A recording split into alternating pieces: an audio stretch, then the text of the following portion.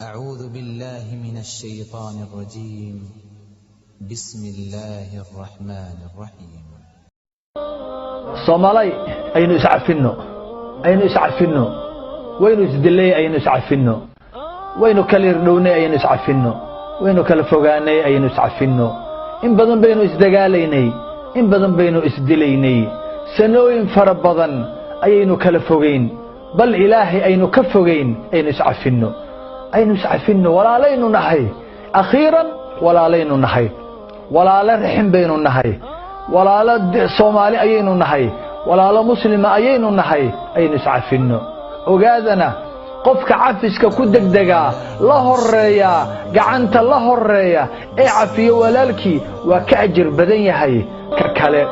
aynu cafino cafiska ayaynu ajir ka helaynaa ilaahay dartiina aynu u sii cafino way ka sii weyn tahay dad baa dulmi la dhintay dad baa madalama la dhintay dad baa intay wax dhaceen wax dileen wax boobeen dhintay maanta xaqiiqadii bay hayaan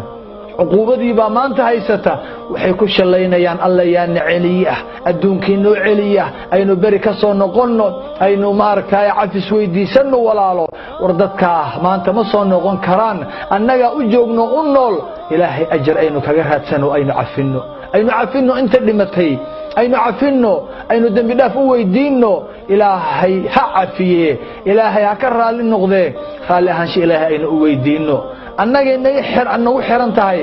annagayna dhaceen annagayna dulmeen annagana cafin karna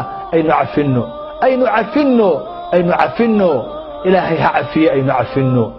wad ogsoontihiin jannada waxa lagu galo ugu horeeya oo ugu weyn waa ugu fudud waa laabto la xaaro laabto wanaag laga buuxiyo laabto dadka xiqdiga iyo xasadka xumida looga saaro laabta aynu nadiifino inta nool iyo inta dhimatay Soomaalaay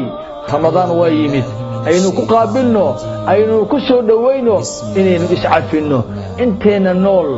aynu iscafino inta dhimatayna inaynu cafino cafiskaas shay muhiim ah waa cibaade aynu noolayno aynu iscafino ilaahay haydan cafiyo qof walba walaalkii nool iyo kii dhintay cafiya Allah cafiyo jannadiina Allah geeyo